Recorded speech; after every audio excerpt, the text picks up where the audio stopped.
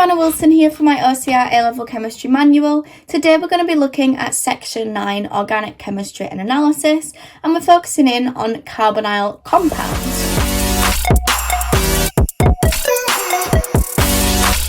Just what you doing.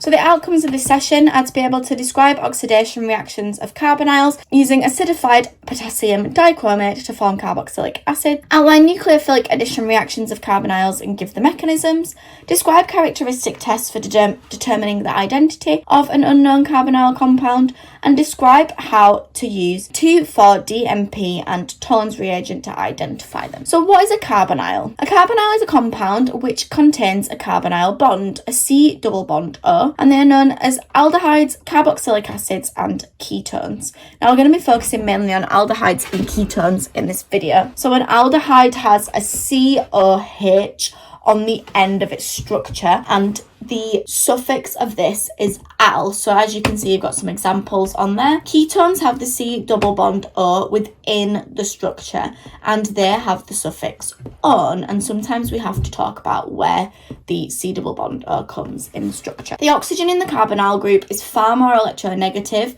than the carbon and therefore tends to pull electrons towards it, so the carbonyl bond is polar. This means the carbon atom becomes slightly positive and can be attracted by nucleophiles. The C double bond O will be broken and an atom will add across the bond. Carbonyls generally undergo addition reactions. So differences between aldehydes and ketones, we've seen that they both contain C double bond O, but they differ in the other groups attached to the carbon atom. Aldehydes are relatively easy to oxidize, whereas ketones are much more difficult, and ketones have a higher boiling point than aldehydes. So oxidizing aldehydes. Aldehydes can be oxidized to carboxylic acids, which we'll look at in the next video, through a reaction with acidified potassium dichromate, and sulfuric acid is also used to acidify it. So this is the reaction shown below. We need to know this and potentially draw it in the structural formula as well. Ketones are resistant to further oxidation due to the presence of the other non-H groups that are attached to the carbons, and an orange solution will turn green when aldehyde is present,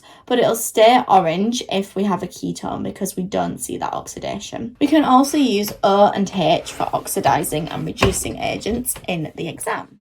Thank you so much for watching this teaser video for the OCR A-Level Chemistry Manual. You can now click the link download to download the full manual. Please check it out now. Keep smashing it, and remember, anything is possible if you just work. Bye!